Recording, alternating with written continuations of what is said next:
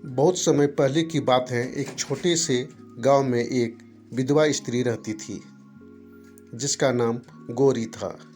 गौरी के पति का देहांत एक भयानक बीमारी के कारण हुआ था और अब वह अपने इकलौते बेटे बालकृष्ण के साथ एक छोटी सी झोपड़ी में रहती थी। वह बहुत मेहनती और ईमानदार स्त्री थी, लेकिन गांव के लोग उसे संदेह की दृष्टि से देखते थे। कारण था उसका हमेशा भारी और उभरा हुआ पेट। लोग तरह तरह की बातें करते थे। कुछ कहते थे कि उसमें कोई अलौकिक शक्ति है, कुछ कहते कि वह किसी श्राप के शिकार हो चुकी है, लेकिन कोई भी सच्चाई नहीं जानता था। गौरी भी इस विषय पर कभी कुछ नहीं कहती थी। गांव के किनारे एक साधु महाराज का आश्रम था। वे बहुत पहुँचे हुए संत माने जाते थे। उनका नाम तपस्वी बाबा था। वे वर्षों से ध्यान और तपस्या में लीन थे और उनकी भविष्यवाणी कभी असत्य नहीं होती थी। जब गौरी के पेट की विचित्र की चर्चा साधु महाराज के पास पहुंची तो उन्होंने उसे अपने आश्रम में बुलाने का निर्णय लिया। गौरी, जो इन अफवाहों से पहले ही बहुत दुखी थी, अनिच्छा से आश्रम पहुंची। साधु महाराज ने उसे शांत भाव से बैठने को कहा और आंखें बंद करके ध्यान में लीन हो गए। कुछ क्षणों के बाद उन्होंने अपनी आंखें खोली और बोले, गौरी, क्या तुम जानती हो कि तुम्हारे पेट का रहस्य क्या है? गौरी ने सिर झुका लिया। वह जानती थी, लेकिन उसने कभी किसी को नहीं बताया था। साधु महाराज के स्नेहपूर्ण आग्रह पर उसने धीरे धीरे अपनी कहानी बतानी शुरू की।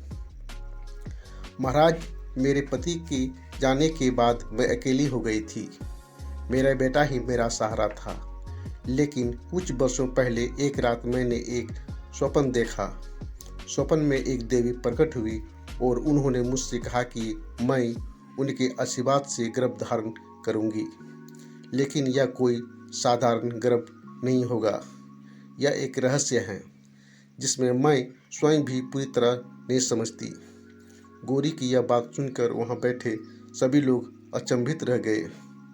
साधु महाराज ने पुनः ध्यान किया और फिर बोले, गौरी, तुम सत्य कह रही हो। तुम्हारे पेट में कोई जीव नहीं है, बल्कि एक दिव्य ऊर्जा का वास है। यह शक्ति देवी का ही स्वरूप है, जो इस संसार में किसी विशेष कार्य के लिए अवतरित होने वाली हैं। लेकिन इसके लिए तुम्हें एक कठिन परीक्षा से गुजरना होगा। गौरी घबरा गई।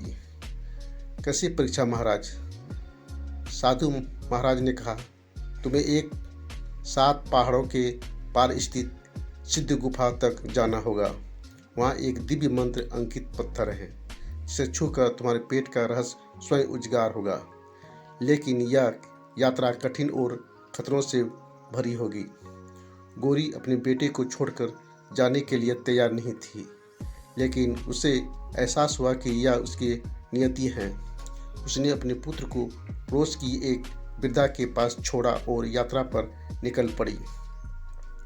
मार्ग में उसे कई बाधाओं का सामना करना पड़ा। भयानक जंगल, तीव्र धारा वाली नदियाँ और खूंखार जानवर, लेकिन हर कठिनाई के सामने उसे महसूस होता कि कोई अदृश्य शक्ति उसकी रक्षा कर रही थी। अंततः वह सिद्ध गुफा तक पहुंची। वहां उसे एक विशाल शिला दिखाई दी, जिस पर कुछ श्लोक अंकित थे। जैसे ही उसने उस शिला को स्पर्श किया, एक दिव्य प्रकाश प्रकट हुआ और गौरी के पेट से एक तेजस्वी रोशनी निकलने लगी। वह रोशनी धीरे धीरे आकार लेने लगी और एक दिव्य बालक के रूप में बदल गई। गौरी की आंखों में आंसू आ गए। तभी आकाशवाणी हुई, यह बालक भविष्य में इस संसार को एक महान संदेश देने वाला है। यह सत्य, प्रेम और धर्म का प्रतीक बनेगा। इसे अपने पुत्र के समान पलो, क्योंकि तुम्हारे ही अंश हैं। इसके बाद दिव्य बालक पुनः रोशनी में विलीन हो गया और गौरी का पेट सामान्य हो गया। वह पूरी तरह स्वस्थ महसूस करने लगी। वह साधु महाराज के पास लौटी और पूरी घटना बताई। साधु महाराज ने आशीर्वाद दिया और कहा, गौरी तुम धन्य हो, तुमने एक दिव्य शक्ति को धारण किया और अपनी परीक्षा सफलतापूर्वक उत्तीर्ण की। अब यह ऊर्जा सदा तुम्हारे साथ रहेगी और तुम्हारे पुत्र का जीवन सुखमय होगा। गौरी अपने गांव लौटी और वहां के लोग जो उसे संदेह की दृष्टि से देखते थे अब उसकी श्रद्धा करने लगे। उसके जीवन में खुशियां लौट आई और उसका बेटा भी एक विद्वान और महान व्यक्ति बना। इस तरह गौरी के पेट का रहस्य एक दिव्य घटना के रूप में सामने आया, जो एक साधारण स्त्री को भी असाधारण बना सकता है। यह कहानी हमें यह सिखाती है कि धैर्य, विश्वास और साहस से हम किसी भी कठिनाई का सामना कर सकते हैं। भगवान शिव द्वारा भक्त की परीक्षा। गांव से कुछ दूरी पर एक घना जंगल था जिसमें एक प्राचीन शिव मंदिर स्थित था। कहते हैं कि वर्षों पहले यहाँ एक सिद्ध साधु तपस्या करते थे। वे दिन रात भगवान शिव की आराधना में लीन रहते हैं और बहुत कम लोग मिलते हैं। गांव वाले उन्हें आदर से महात्मा जी कहकर बुलाते थे। उसी गांव में एक विधवा स्त्री जानकी अपने बेटे गोपाल के साथ रहती थी। उनके पति की वर्षों पहले किसी रहस्यमय बीमारी के कारण मृत्यु हो गई थी। तब से वह एकाकी जीवन बिता रही थी। गांव के लोग अपनी सरलता और दयालुता के कायल थे, लेकिन कुछ लोग अकेले अपने रहन सहन पर तरह तरह की बातें भी करते हैं। एक रात जब घनघोर बारिश हो रही थी, जानकी ने देखा कि उसका दरवाज़ा टूटा हुआ था। जब उसने द्वार खोला तो सामने वही सिद्ध साधु थे। वे भीगे हुए थे और कांप रहे थे। जानकी ने तुरंत उन्हें अंदर बुलाया और आग के पास बैठने को कहा। उसने उन्हें गर्म दूध दिया और पूछा, महात्मा जी आप इतनी रात यहाँ कैसे? साधु ने सांस लेते हुए कहा, बेटी आज जंगल में एक विचित्र शक्ति का एहसास हुआ जो अनिष्ट का संकेत दे रही थी, इसलिए मुझे गांव में आना पड़ा।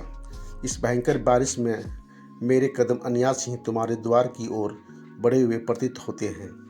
इस साक्षात्कार के पीछे एक विशेष कारण है। जानकी की यह बात चौंका देने वाली थी, लेकिन बोली कुछ नहीं। अगली सुबह गांव में हलचल मच गई। लोगों ने देखा कि मंदिर के पास की पुरानी कुओं से लेकर मंदिर तक की आवाज़ें आ रही थी। जब कुछ टेलीविज़न युवा वहां गए तो कुओं में एक विचित्र प्रतिमा स्थापित हो गई। वह सबसे ऊपर इंसान जैसा था, लेकिन उसका अंतिम जल रही थी। साधु महात्मा जी ने गाँव वालों को शांत किया और कहा, यह कोई असामान्य आत्मा का संकेत है।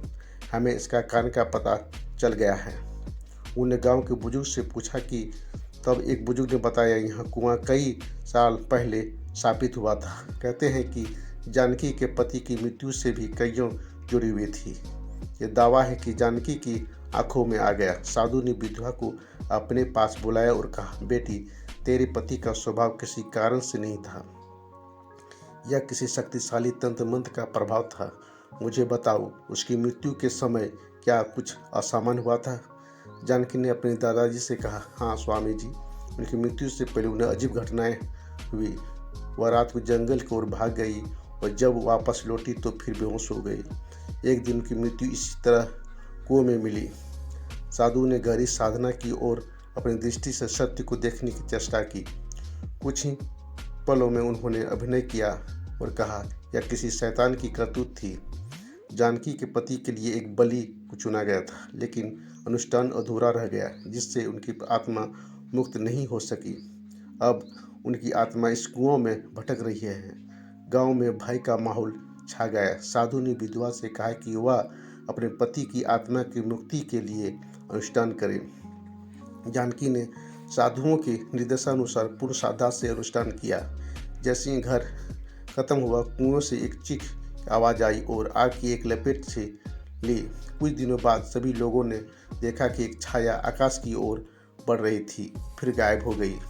साधु ने चित्रणकर्ता ने कहा, अब यह आत्मा मुक्त हो गई है, यह गांव अब सुरक्षित है। गांव वालों ने रिलीफ की सांस ली और जानकी ने हाथ मिलाया, साधु को प्रणाम किया और साधु ने कहा, बेटी तेरी हिम्मत और श्रद्धा तेरी ही सबसे बड़ी ताकत है। अब तेरा जीवन नए नामांकन से शुरू होगा। उस रात के बाद गांव में कभी किसी आत्मा का साया नहीं दिखा। जानकी और उसका बेटा सुख शांति से रहने लगे। यह कहानी आपको अच्छी लगी है तो एक लाइक और कमेंट ज़रूर कर दें। जय हिंद।